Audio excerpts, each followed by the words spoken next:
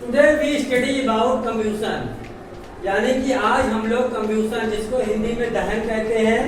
और इसको एक दूसरी नॉर्मल भाषा में यानी कि हम लोग जो आपस में बातचीत करते हैं उसमें जलना के नाम से भी जानते हैं।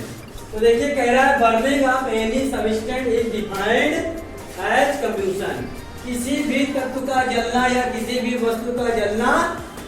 को हम दहन के रूप में परिभाषित कर सकते हैं। तो जब हम किसी भी वस्तु को जलाते हैं, नॉर्मल सा हम लोग डेली यूजेस में कोई न कोई चीज जलाते हैं, तो वो जलने की जो क्रिया है वही क्रिया दहन कहलाती है आपकी, यानी कि जलना कहलाती है। ठीक है, combustion is defined as a chemical change, और दहन को केमिकल चेंज यानी कि रासायनिक परिवर्तन के रूप में भी परिभाषित किया जा सकता है या जाता है। इन विच, जिसमें, इन विच यानी कि जिस क्रिया में, यानी कि दहन की क्रिया में both heat and light are produce, यानी कि जब कोई वस्तु जलाई जाती है, जब कोई तत्व जलाया जाता है, तो उस क्रिया में जो केमिकल चेंज यानी कि रासायनिक परिवर्तन होता है, और रासायनिक परिवर्तन के साथ साथ उसमें हीट एंड लाइट यानी कि ऊष्मा और प्रकाश दोनों उत्पादित होता है, यानी कि उत्सर्जित होता है, यानी कि निकलता है। ठीक है, प्रोड्यूस यानी कि उत्पादित होता है क्या चीज, हीट एंड लाइट, यानी कि जो कंब्यूशन है इज ए केमिकल चेंज यानी कि रासायनिक परिवर्तन है, और इसके फलस्वरूप in which both heat and light are produce, यानी कि ऊष्मा और प्रकाश दोनों निकलता है। जब चीजों को हम लोग जलाते हैं या कैंडल जलाते हैं, कैंडल देखा होगा आपने, जलाते हैं या लैंप जलाते हैं या मसाल जलाते हैं, तो वो बर्न होती है, जलती है, तो जलती है जब, तो उसके साथ साथ उसमें से क्या निकलती है, लाइट, प्रकाश निकलता है, यानी कि अंधेरे को दूर करने का वो काम आता है प्रकाश। उसके बाद उसके साथ हीट निकलती है, एनर्जी। जाड़ों में आपने देखा होगा हम लोग आग जलाते हैं, किस लिए, अपने शरीर को वार्म अप करने के लिए, यानी कि गर्म करने के लिए, उससे हीट निकलती है, जिससे हमारे शरीर को क्या मिलती है, ऊष्मा।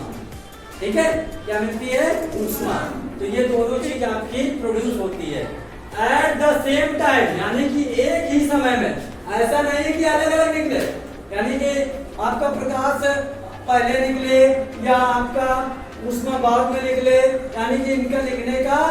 सेम टाइम, यानी कि उसी समय में दोनों उत्पन्न होती है। In the presence of oxygen, और किसकी उपस्थिति में, ऑक्सीजन की उपस्थिति में। मैंने आपको पहले भी बताया कि आग को जलने के लिए ऑक्सीजन की जरूरत होती है। Without oxygen we can not burn anything,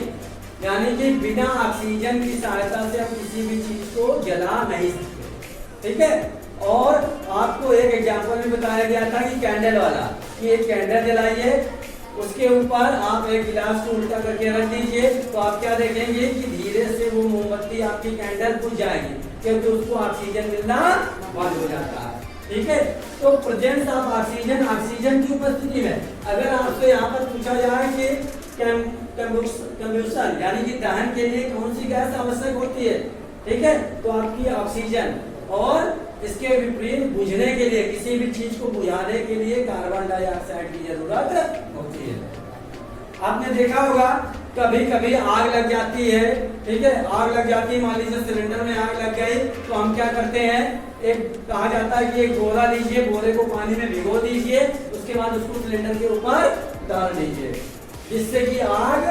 बुझ जाती है। क्यों बुझ जाती है, इसका मेन रीजन ये है कि जो बोरे के जो बीच बीच में जो आपके स्पेस होते हैं, खाली जगह होते हैं, जब उसको पानी में डुबो देते हैं तो वो स्पेस आपका भर जाता है, यानी कि वो बंद हो जाते हैं, इससे कि जब उसके ऊपर हम सिलेंडर के ऊपर डाल देंगे तो उसको एयर मिलना बंद हो जाएगी, यानी कि ऑक्सीजन मिलना बंद हो जाएगी, और ऑक्सीजन मिलना बंद हो जाएगी तो यानी कार्बन डाइऑक्साइड उसको मिलने लगी। ठीक है, जब ऑक्सीजन की आपकी एब्सेंस हो जाती है, यानी कि ऑक्सीजन की अनुपस्थिति हो जाएगी, तो कार्बन डाइऑक्साइड,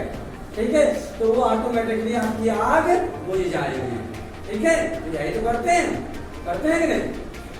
करते हैं, या तो बालू डाल देते हैं या मिट्टी डाल देते हैं, ठीक है, जिससे कि उसको ऑक्सीजन मिलना बंद हो जाती है, और ऑक्सीजन न मिलने के कारण आग आपकी बुझ जाती है। ठीक है, तो presence of oxygen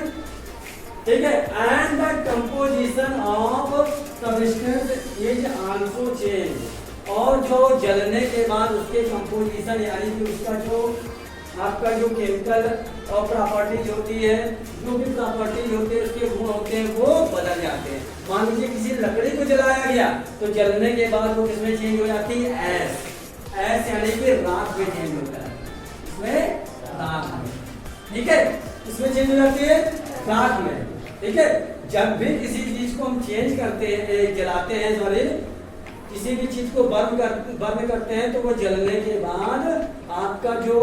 next waste material हमको मिलता है, जैसे राख मिला, ठीक है, तो वो आपका नए सब्सटेंस में चेंज हो जाता है, ठीक है। एग्जांपल में आपका देखिए, जैसे बर्निंग आपको, जैसे कि कोयले को जलाते हो, जब कोयले को जलाते हैं तो उसकी राख बन जाती है पेपर को, किसी पेपर को जलाते हैं तो पेपर को जलाने के बाद उसकी क्या बन जाती है, राख, ठीक है। और इट इज केमिकल चेंज, और क्या है ये, रासायनिक परिवर्तन है। कौन सा परिवर्तन है, रासायनिक परिवर्तन, because it can not be reversed, क्योंकि इसमें चीजें बदलने के बाद फिर वापस नहीं प्राप्त हो सकती। अगर मान लीजिए कपड़े को जला दिया जाए, लकड़ी को जला दिया जाए, कोयले को जला दिया जाए, राख बन जाता है तो फिर से लकड़ी मिल जाएगी, फिर से कपड़ा मिल जाएगा, फिर से पेपर मिल जाएगा, नहीं मिलेगा, ठीक है, ये आपका नहीं मिलेगा। इसलिए इसको केमिकल चेंज यानी कि जो आपका कंबशन है वो कौन सी आपका चेंज है, क्वेश्चन पूछ लिया जाता है तो जो कंबशन है आपका दहन है वो कौन सा चेंज है, ठीक है, वो कौन सा है, chemical change, because it can not be reversed, यानी कि ये ना रिवर्स यानी कि पूरा फिर से वापस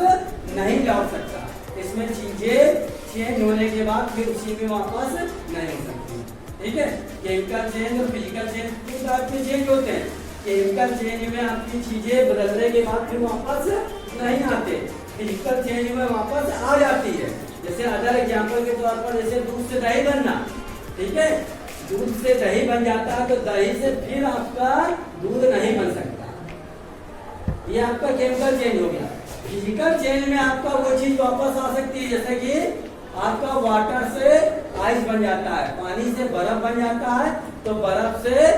फिर पानी वापस आ सकता है, ठीक है, आ ही जाता है, यानी कि फ्रिज में जमा दीजिए तो बर्फ से यानी सॉरी पानी से बर्फ बन गया और थोड़ी सी गर्मी उसको मिली, क्या हो जाएगा, बर्फ से फिर वो पिघल कर पानी बन जाएगा, ठीक है। तो आपको कंबशन क्लियर हो गया होगा कि कंबशन इसको नॉर्मल भाषा में दहन कहते हैं। Burning of any substance is defined as combustion, combustion is defined as a chemical change, इसको एक रासायनिक परिवर्तन के रूप में भी परिभाषित किया जा सकता है, ठीक है। In which both heat and light are produced, जिसमें ऊष्मा और प्रकाश दोनों निकलते हैं, यानी कि दोनों हमें प्राप्त होते हैं, यानी कि दोनों उत्पादित होते हैं एट द सेम टाइम, यानी कि एक ही समय में, in the presence of oxygen, किसकी उपस्थिति में, ऑक्सीजन की उपस्थिति में, बिना ऑक्सीजन की उपस्थिति में आपका वो नहीं होगा, यानी कि आग आपकी नहीं होगी, जलेगी नहीं जलेगी, ठीक है। एंड कंपोजिशन ऑफ सब्सटेंस, और जो तत्व होता है, जो भी नया तत्व बनता है उसके सब्सटेंस क्या हो जाते हैं, सब्सटेंस आल्सो चेंज, वो भी परिवर्तित हो जाते हैं। अगर पेपर से राख बन गई तो पेपर अलग चीज हो जाता है और राख अलग चीज हो गई, लकड़ी को जलाने के बाद राख बन गई तो लकड़ी अलग चीज हो जाती है और राख अलग चीज हो जाती है। कोई भी चीज जला दी, हम लोग को जलाते हैं आदमी, ठीक है। अगर मृत शरीर को जब जलाया जाता है तो जलने के बाद वही फिर से हम वापस नहीं ला सकते, यानी उसका सब्सटेंस पूरा, यानी कि जो तत्व होते हैं उसकी क्वालिटी होती है पूरी चेंज हो जाती है। कोई भी चीज जब जला दो, कहा जाता है जो आग जो होती है वो सबको जला देती है, चाहे प्लास्टिक हो या लकड़ी हो, क्या है, जितनी हार्ड से हार्ड चीजें उसको भी हड्डी तक को तो जला देती है। जब मृत शरीर को, डेड बॉडी को जलाते हैं तो धीरे धीरे पूरा शरीर जो बहुत ही हार्ड होगी वो छोटी छोटी बचती है, तो पूरा शरीर जल जाता है, जल जाता है क्या,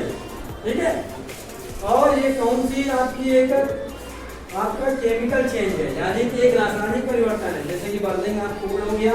बर्निंग ऑफ पेपर हो गया, और इट इज केमिकल चेंज, और ये एक रासायनिक परिवर्तन है। It can not be reverse, इसको फिर से परिवर्तित नहीं किया जा सकता, यानी रिवर्स यानी वापस फिर से उसी अवस्था में